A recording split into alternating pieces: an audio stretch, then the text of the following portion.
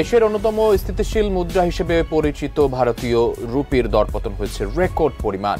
ডলারের বিপরীতে রুপির মুদ্রামান এখন ইতিহাসে সর্বনিম্ন।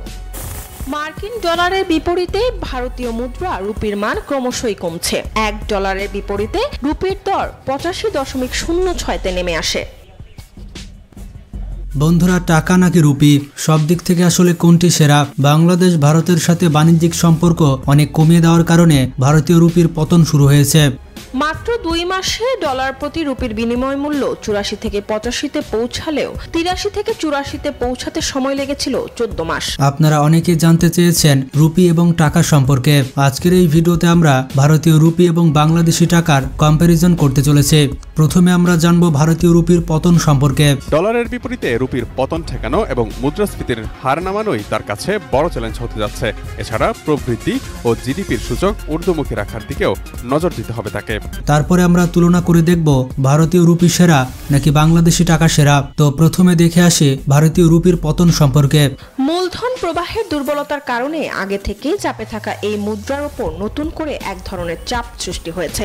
ভারতের রুপির দাম একেবারে কমে গিয়েছে। বাংলাদেশ পেঁয়াজ আমদানি সীমিত করায় শক্তিশালী হচ্ছে বাংলাদেশের টাকা। মার্কিন ডলারের বিপরীতে ভারতীয় রুপি সর্বকালের সব থেকে নিচে নেমে গিয়েছে। গত মঙ্গলবার ডলারের বিপরীতে রুপির বাজার মূল্য এই প্রথম 84.85 নেমে আসে, যা ভারতের ইতিহাসে রুপির মান এতটা কমেনি। ভারতীয় অর্থনীতিতে বেশ ধস নেমেছে। আগেই যেখানে পূর্বাভাস ছিল, এদিকে টানা 8 সপ্তাহ যাবৎ ভারতের বৈদেশিক মুদ্রার রিজার্ভ কমেছে বলেও প্রতিবেদনে জানিয়েছে রয়টার্স। অন্যদিকে ভারত বাংলাদেশের মধ্যে উত্তেজনাপূর্ণ সম্পর্ক থাকায় দুই দেশের মধ্যে বাণিজ্য অনেক কমে গিয়েছে, বিশেষ করে পেঁয়াজের বাণিজ্য। হঠাৎ কেন ভারতীয় রুপির মান কমে যাচ্ছে আর বাংলাদেশের টাকা এদিকে শক্তিশালী হয়ে উঠছে? রয়টার্সের সূত্র মতে মার্কিন ডলারের বিপরীতে ভারতীয় রুপির দরপতন চলছে। রুপির দরপতনের সঙ্গে সঙ্গে সাধারণ মানুষের অনেক দুর্ভোগ বাড়ছে। আমদানি রপ্তানি থেকে শুরু করে বিদেশে পড়াশোনা করা শিক্ষার্থীদের এতে সকলেই প্রভাবিত হচ্ছেন। রুপির দরপতনের খেসারত ভোগ করতে হবে ভারতের সাধারণ জনগণকে। খারাপ সময়ের ভেতর দিয়ে যাচ্ছে ভারতীয় অর্থনীতি।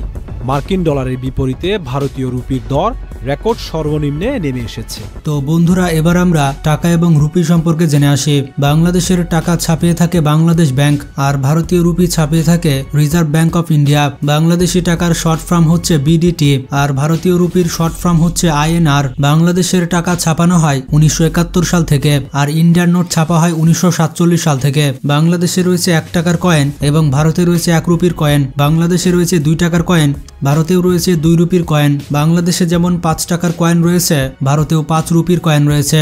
বাংলাদেশে কোনো 10 টাকার কয়েন নেই, তবে ভারতে 10 রুপির কয়েন রয়েছে। বাংলাদেশে 20 টাকার কয়েন নেই, তবে ভারতে 20 রুপির কয়েনও রয়েছে।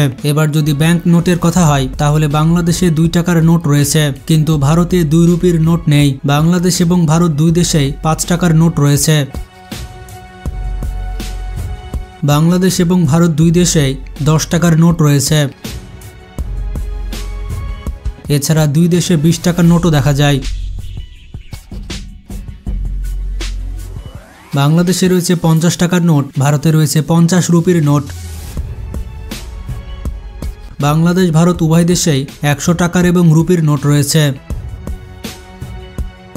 বাংলাদেশে আগে 200 টাকার নোট ছিল না, তবে কিছু বছর হলো 200 টাকার নোট এসেছে এবং ভারতেও 200 রুপির নোট রয়েছে।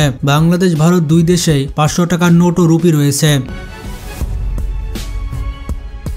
বাংলাদেশের সব থেকে বড় নোট হচ্ছে 1000 টাকা, তবে ভারতে 1000 টাকার নোট ব্যান করে দেওয়া হয়েছে। বাংলাদেশে 1000 টাকার পর আর কোনো ব্যাংক নোট নেই আর ভারতের সর্বোচ্চ নোট হচ্ছে 2000 রুপি। বাংলাদেশের কারেন্সি বাংলাদেশ ছাড়া অন্য কোনো দেশে ব্যবহার করা হয় না, কিন্তু ভারতের কারেন্সি নেপাল এবং ভুটানে ব্যবহার করা হয়। এছাড়া জিম্বাবুয়েতে ভারতের কারেন্সি আনঅফিসিয়ালি ব্যবহার করা হয়। বন্ধুরা, সব মিলিয়ে ভারতের কারেন্সি দিন দিন নিম্নমানের হয়ে যাচ্ছে। তাছাড়া পুরো মুসলিম বিশ্ব এখন ভারতকে বয়কট করছে। ভারত যদি তার প্রতিবেশী দেশগুলোর সাথে ভালো সম্পর্ক তৈরি করতে না পারে, তাহলে ভবিষ্যতে ভারতের অবস্থা খারাপ হবে। কারণ বন্ধু রাষ্ট্র পরিবর্তন করা যায়, কিন্তু প্রতিবেশী রাষ্ট্র পরিবর্তন করা যায় না। এ বিষয়ে আপনার কি মতামত কমেন্ট করে জানান। ভিডিওটি ভালো লাগলে বেশি বেশি শেয়ার করতে পারেন। আজকে পর্যন্তই, ভালো থাকবেন। আল্লাহ হাফেজ।